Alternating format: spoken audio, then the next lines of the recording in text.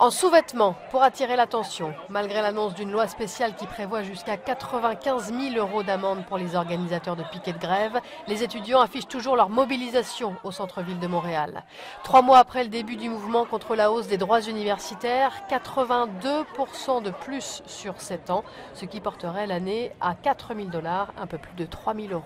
C'est par la démocratie que cette question-là doit se régler parce que c'est un dialogue dans la société qui doit régler les enjeux de l'éducation et non pas des lois qui viennent d'en haut et qui paralysent dans le fond l'effort citoyen. Puis c'est vrai pour l'éducation, mais c'est vrai aussi pour tous les mouvements qui peuvent se créer. C'est sûr que si on abandonne maintenant, on n'aura rien gagné. Puis c'est une question générale aussi. Oui, c'est la hausse des droits, mais c'est comment que le Québec est gouverné en ce moment.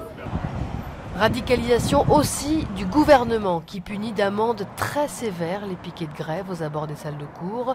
Pour le pouvoir comme pour les directeurs d'université, la réforme est cruciale pour améliorer l'enseignement au Québec.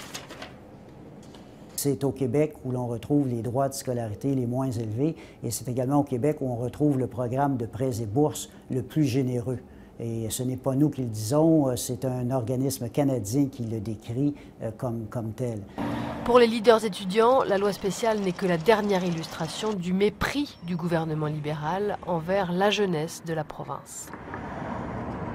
Ça nous prouve que le gouvernement vraiment n'a jamais eu l'intention de discuter et de négocier avec les étudiants et étudiantes, mais surtout qu'il n'a pas été à l'écoute de la jeunesse. Il n'a pas du tout compris les revendications, il a craché au visage. En fait, c'est méprisant.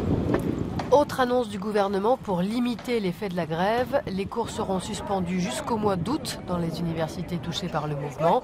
Les étudiants, eux, se disent prêts à tenir tant qu'il faudra pour faire reculer le gouvernement.